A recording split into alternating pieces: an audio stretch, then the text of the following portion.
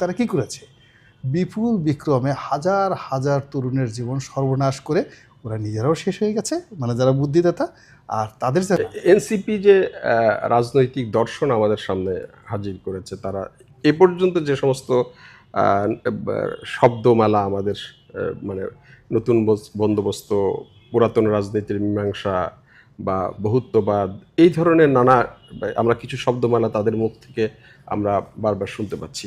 এই শব্দমালাগুলো আমাদের রাজনীতিতে বা আমাদের জনগণের কাছে কতটুকু পরিচিত বা গ্রহণযোগ্য হচ্ছে বলে আপনার মনে হয়? 2 পয়সার মূল্য নাই, জনগণ এগুলো বুঝেও না, এদের কোনো ইন্টারেস্টও নেই জনগণের এই বিষয়ে। আমাদের দেশে না জনগণ খুব সাহস সরল মানুষ। আপনি দেখেন, যখন বলা হলো নৌকা, তখন তারা খুব সহজভাবে গ্রহণ করলো। আপনি যেখানে টাইটানিক আনতেন, লোকজন কখনো ওদিকে তাকাতো না। টাইটানিক তো আরও লাক্সারিয়াস, আরও সুন্দর, কিন্তু নৌকা। তারপরে বললো এখানে ধানের শীষ, খুব সহজ একটা জিনিস, সবাই তাকে চিনে। তাহলে এখানে আসলে 18 কোটি মানুষের, হ্যাঁ, লাঙ্গল লাঙ্গল। তো এখন আমাদের 18 কোটি মানুষের যে সাধারণ ভাষা এবং তাদের সাধারণ বোধ বুদ্ধি, এখন পর্যন্ত মানুষ আপনার ক্রিয়াপদ কী, তারপর শেষে নাউন প্রোনাউন কী, যেখানে অ্যাডজেক্টিভটা ভালো মতো বাংলাদেশের 90% লোক জানে না। টিল নাও অ্যাডজেক্টিভ কত প্রকার এবং কী কী, এটা 90% লোক জানে না। ইভেন আমাদের যে শিক্ষিত সমাজ যারা আছেন, ধরেন 10% শিক্ষিত সমাজ আছেন যারা MA পাস করেছেন, বা আপনি তাদেরকে প্রোনাউন সম্পর্কে জিজ্ঞাসা করেন, সেখানে তারা বলতে পারবে না যে প্রোনাউনটা কয় প্রকার এবং কী কী।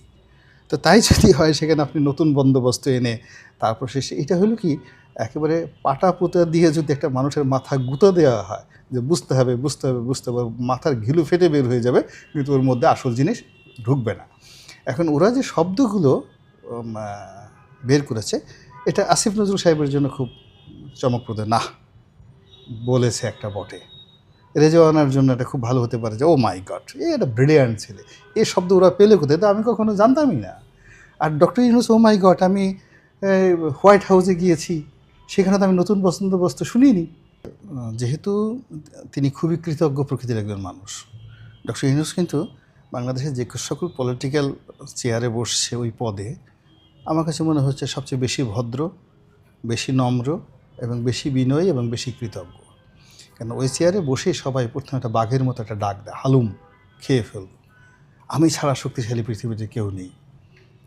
অতীতে অল্প সময়ের জন্য যারা বসছে, এমনকি ওখানে ইয়াজউদ্দিন সাহেবের মতো দুর্বল লোক বসেও যে হুঙ্কার দিয়েছে, আব্দুর রহমান সাহেব বিশ্বাসের মতো মানুষ ওখানে হুঙ্কার দিয়েছে। তো সে তুলনায় এখন পর্যন্ত ডক্টর মোহাম্মদ ইউনূস সাহেব হুঙ্কার দেননি। রিজনবল ওখানে বসলে না কেউ কাউকে ধন্যবাদ দিতে চায় না, তো উনি ওখানে বসে এই ছাত্রদের প্রতি কৃতজ্ঞতা জানিয়েছেন যে তারাই তাকে বসিয়েছে, তারাই তাদের মালিক, নিয়োগকর্তা।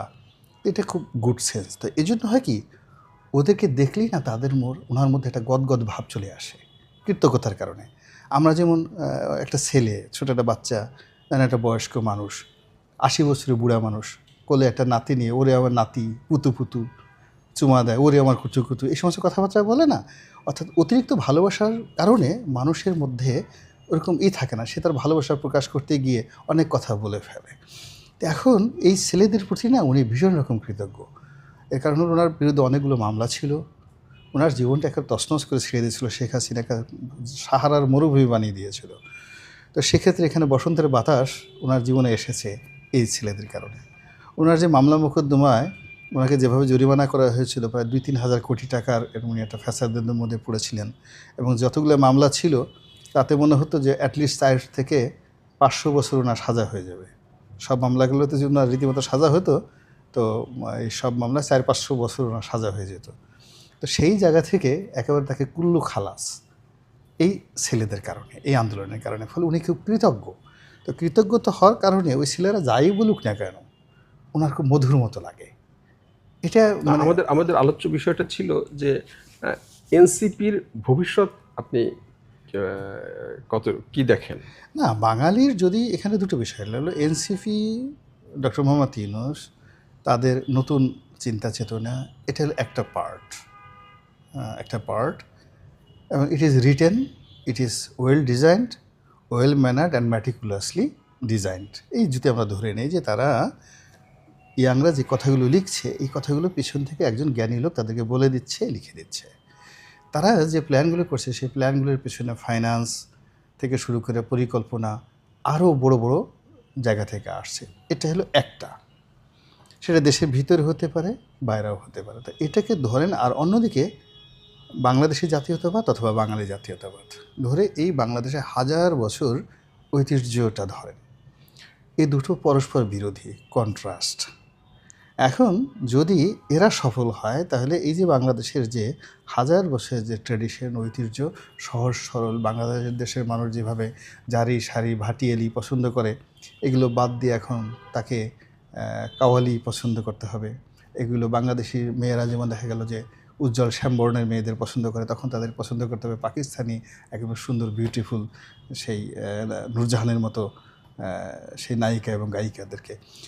পুরো বাঙালির রুচি, আভিজাত্য, চিন্তা চেতনা, কর্ম, আদর্শ, সংস্কৃতি এটা একদিকে যাবে, পতন হবে এবং এদের বিজয় হবে। আপনি বলছেন যে এরা বাঙালির মানে আমাদের যে ঐতিহ্য কৃষ্টি এটা ধারণ করছে না, এরা নতুন কিছু শুধু আমদানি ধারণ করছে। করছে না, এরা সব কিছু এদের সাথে কন্ট্রাস্ট করছে। এখন আপনি বাংলাদেশের সাম্প্রতিক সময় যে ঘটনাগুলো ঘটছে এটা আমাদের দেশে তো ছিল না। আপনি ধরেন এই যে মব সন্ত্রাস হচ্ছে, এত খারাপ। মুক্তিযুদ্ধের সময় তো মব সন্ত্রাস হয়নি, কোনো রাজাকার মব সন্ত্রাস করেনি, কোনো আলবদর গিয়ে কোনো যাদের যেখানে দখল ছিল সেখানে এই মব সন্ত্রাস করেনি। এটা এখন এই সময়টাতে হচ্ছে।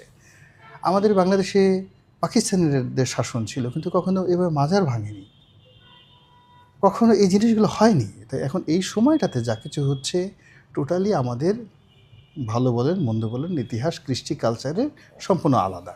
ফলে এক পক্ষ যদি টিকে থাকে অপর পক্ষ অবশ্যই ধ্বংস হবে। অর্থাৎ আপনি যদি আমাদের গতানুগতিক ইতিহাসকে রক্ষা করতে চান, ধারাবাহিক করতে চান, এদের সফলতার কোনো সম্ভাবনা নেই। আর যদি এরা সফল হয় তাহলে আমাদের যে লোকজন যারা আছে তারা এই তাদের সমস্ত কিছু ভুলে গিয়ে ওনারা যা বলেন জি হুজুর।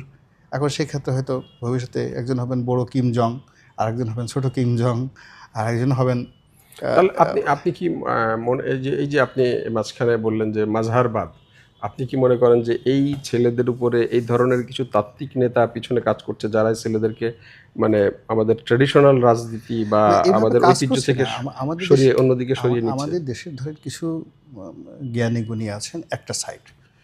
এখন দেখেন এদের কারো চোখ ভালো না, মানে এত জ্ঞানী তারা নিজেদের চোখ ঠিক রাখতে পারেনি। এদের এত জ্ঞানের চোটে তারা দাঁত মাজে না, এদের দাঁত 4-5টা দাঁত পড়ে গেছে। এত জ্ঞান, কখন যে চুল বড় হয়ে গেছে তাদের চুল কাটার সময় তাদের নেই। এরা জীবনের বহু জায়গায় ব্যর্থ, কিন্তু একটা জায়গাতে তারা নিজেদেরকে মনে করে সফল করে। আমি অনেকগুলো বই পড়েছি, অনেকগুলো মতবাদ পড়েছি এবং সেইগুলো আমি সুন্দর করে মানুষকে বলতে পারি। তো আমার স্বাস্থ্য না থাকলেও আমি স্বাস্থ্যবান, রূপ না থাকলেও আমি রূপবতী। তো এরকম কিছু জ্ঞানী বাংলাদেশে আছে, বিভিন্ন জায়গাতে আছে, যারা বিভিন্ন সময়টাতে করে কি এই মতবাদ বিক্রি করে বেড়ায়, ফেরি করে বেড়ায়। আর বিভিন্ন সময় বিভিন্ন ক্ষমতাধর লোকদের উপরে এরা বসে যায়, বিভিন্ন সময়টাতে বসে যায়। এবং সেটা স্বৈরাচার বলেন, আইয়ুব খান বলেন, আমাদের স্বাধীন বাংলাদেশ বলেন, এরা সবসময় এই চেষ্টাগুলো করে। এবং নিজেদের জীবনের সকল ব্যর্থতাগুলো, সেটা প্রেমের ক্ষেত্র হোক, অর্থের ক্ষেত্র হোক, যা কিছু হোক, ওরা ওই ব্যর্থতাগুলো ওই ওদের মাধ্যমে, অর্থাৎ যারা এই নতুন শক্তিশালী লোক তাদের মাধ্যমে সেই ব্যর্থতাগুলোর প্রতিশোধ নিতে চায়। যেমন ধরুন অনেক বাবা মা, একজন বাবা সে মেডিকেলে চান্স পায়নি, ঢাকা ইউনিভার্সিটি চান্স পায়নি, কিন্তু তার খুব শখ তার ছেলে ঢাকা ইউনিভার্সিটি চান্স পেতে হবে।